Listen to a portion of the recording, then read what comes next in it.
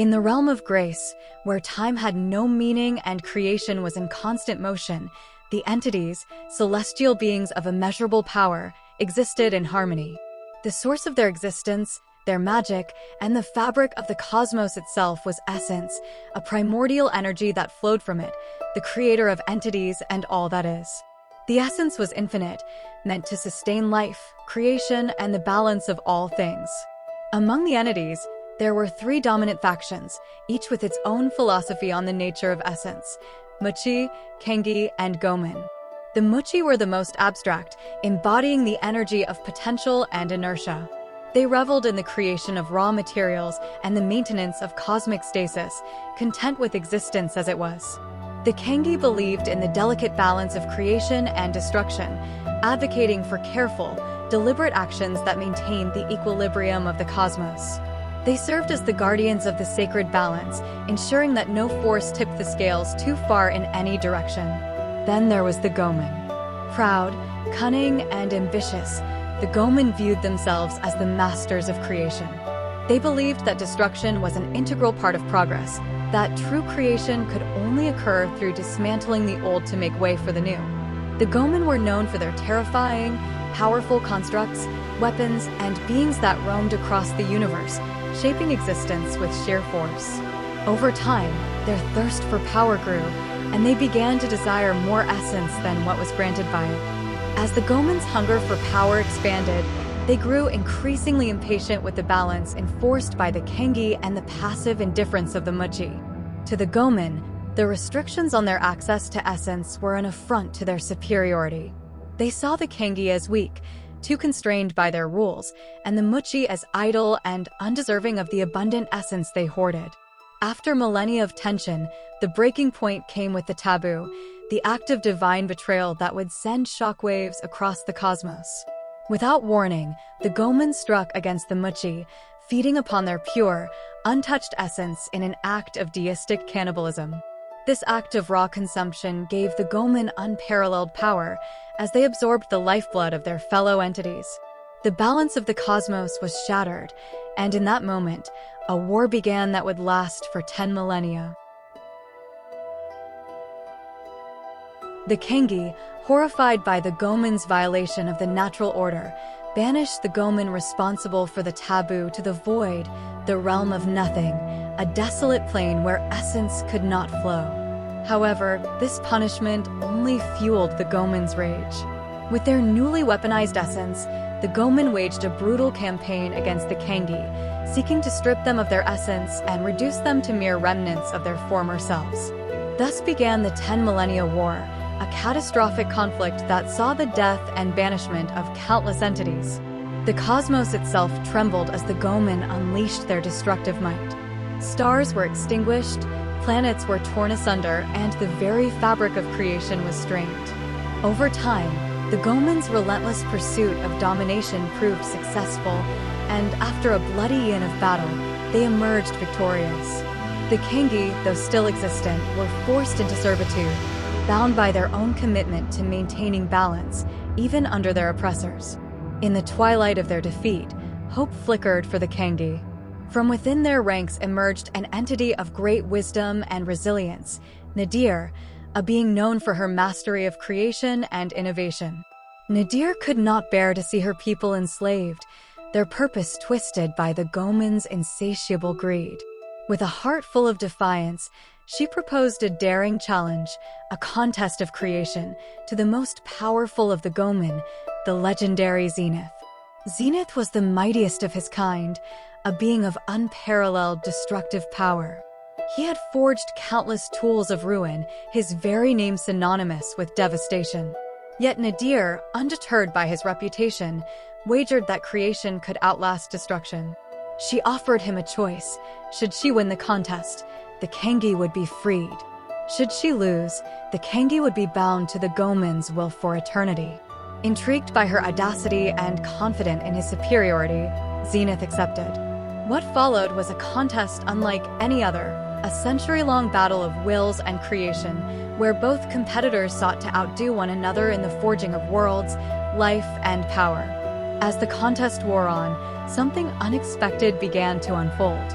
Over the years, Nadir and Zenith's rivalry turned to admiration, and from that admiration bloomed an impossible love. They forged a son together, a being named Horizon, who was born from both creation and destruction. Horizon embodied the perfect union of Kengi and Gomen, with the power to destroy as his father did, but also to restore and innovate like his mother. His very existence became a symbol of the contest, proof that creation and destruction could coexist. In the end, it was the idea of Horizon that secured Nadir's victory. She had created something beyond destruction, something that could last beyond the contest's limits. By the terms of their agreement, Nadir had won the freedom of her people. Zenith, though deeply in love with her, was devastated by his defeat. Pride wounded, he abandoned Nadir, leaving her to raise their child alone. Years passed, and Horizon grew to embody the best of both his parents. He became a beloved figure among the Kengi, a living testament to their hard-fought victory.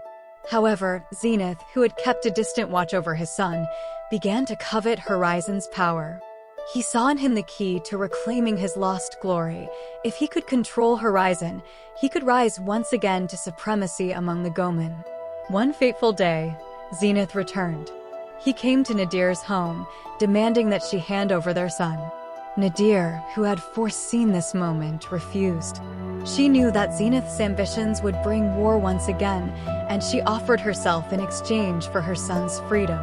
In a moment of tragic clarity, Zenith chose power over love.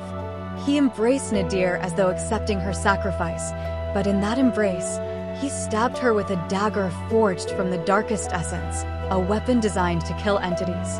As Nadir collapsed, betrayed and wounded, Zenith cast a final, cruel spell. He banished her from the realm of grace, sending her plummeting to the mortal realm, a place of finite life, where entities were subject to the laws of mortality. Nadir fell from the heavens, crashing onto a distant planet known as Prana. Her celestial body struck the earth with the force of an ancient star, and where she landed, a great crater formed. Her essence, once infinite and powerful, began to bleed into the land, transforming it into a place of immense fertility and magic. Weeping from the pain of her wound and Zenith's betrayal, Nadir's tears formed a vast lake in the center of the crater, surrounded by lush, growing life. After 100 years of solitude and sorrow, Nadir made the decision to abandon her celestial form. To survive in this new realm, she shed her divine essence, taking on a mortal shape, one more aligned with the life that thrived on Prana. Her celestial body became an island, rich in soil and abundant in resources, while Nadir herself remained in isolation, hidden among the creations of her fallen essence. And the cosmos, few moments held as much weight as the fall of Nadir. A celestial being from the realm of grace, she had been banished to the mortal world of Prana by her lover and betrayer, Zenith. The sky bore witness to this event, a blazing sphere of light streaking across the heavens, brighter than any star, as if a piece of the moon had torn free and plummeted to Earth. This dramatic descent sent shockwaves through the lands, shaking the mountains and rousing great fear among the planet's life forms. For days, they cowered, expecting doom to follow. But as the tremors subsided, fear gave way to curiosity. From all corners of Prana, life forms set off toward the crater, now radiating an ethereal glow, essence bleeding into the earth. What had fallen from the heavens, they wondered. Adventurers, wanderers, and explorers embarked on perilous journeys, their fascination greater than their fear. Yet, few reached the destination. It would take 2 full generations for the Santaka clan to arrive, their original band of explorers now legends among their descendants. By the time they reached the crash site, the celestial glow had long faded. In its place was a vast lake, encircling an island teeming with life beyond anything seen before. The island, with its fertile soil and lush vegetation, was a hidden paradise. However, the waters that surrounded it, later named the Lake of Tears, teemed with eldritch creatures. Only a handful of settlers from the Santaka clan made it across, fashioning rafts to traverse the lake. Many perished to the monstrous beings below, but those who survived carved out a small village on the eastern shores of the island. The Sentaka clan thrived for years, cut off from the rest of Prana, adapting to their new, isolated life. Yet, whispers of something extraordinary circulated among the clan. Hunters spoke of sightings deep in the forest, a woman, pale as moonlight, with flowing silver-white hair and 9 shimmering tails of different colors. She moved like a ghost through the trees, too swift to be caught and too elusive to track. Enman Sentaku, the clan's chief, could no longer ignore these rumors. Gathering his best hunters, including Konu, a skilled archer and mother of the curious child, he led an expedition to uncover the truth. Unbeknownst to them, Yaman had followed in secret, eager to witness the mysterious beast woman for himself. He had heard the stories too and felt drawn to this spectral figure in a way he couldn't explain.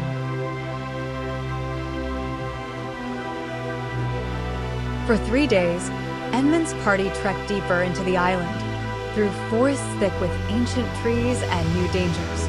Along the way, Konu discovered her son's disobedience but found herself unable to send him back alone. She kept him hidden, guarding his presence from the others. But En was determined. One night, while the camp slept, he climbed a tall tree to gaze at the stars.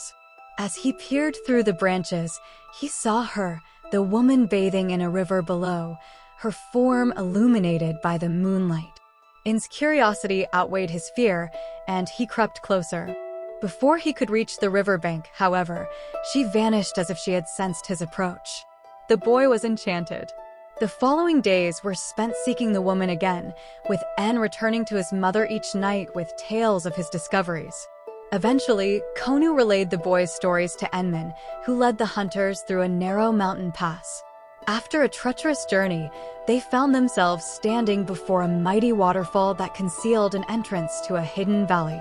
Beyond it, atop a tall hill, they discovered the ancient shrine of Nadir, crowned by a magnificent tree whose leaves shimmered in every color of the rainbow.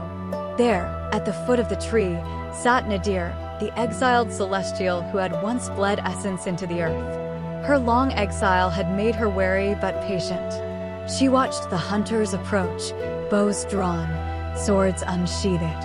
Her gaze was calm but powerful, and with a flicker of her will, she unleashed a wave of energy, halting the hunters in their tracks. Fear took root in their hearts, paralyzing them. But not En. The boy moved toward Nadir, his steps deliberate, his curiosity undeterred. His small frame stood out among the frozen adults, his eyes wide with wonder, not fear. Konu, filled with terror for her son's life, raised her bow and let loose an arrow toward Nadir. In a blink, Nadir redirected the arrow, sending it towards the boy. En, at that exact moment, pulled from his shirt a fruit, a large, gleaming orb he had picked from the tree he had climbed the night he first saw her. He held the fruit aloft, offering it to Nadir with a simple, innocent gesture of friendship. For the first time in centuries, Nadir felt warmth, a warmth that had long since faded since her fall. In the boy's eyes, she saw the spark of life, untainted by the cynicism or fear that had plagued her existence. The arrow slowed as Nadir reached out and caught it in mid-flight, protecting the boy. As she held him in her arms, the memories of her own lost child, Horizon, flooded back, overwhelming her with a forgotten love and sorrow. This child, this mortal boy, had touched something deep within her. The connection between them sparked an unexpected reaction. Nadir's essence, long dormant within her, surged forth, merging with En's own life force. A radiant blue aura enveloped him, and in that moment, the boy became something more. The first mage of Prana was born, his body glowing with divine energy, his future forever altered by the power of the celestial who had once fallen from grace. En had awakened to a power beyond comprehension, and with it, the destiny of Prana was forever changed.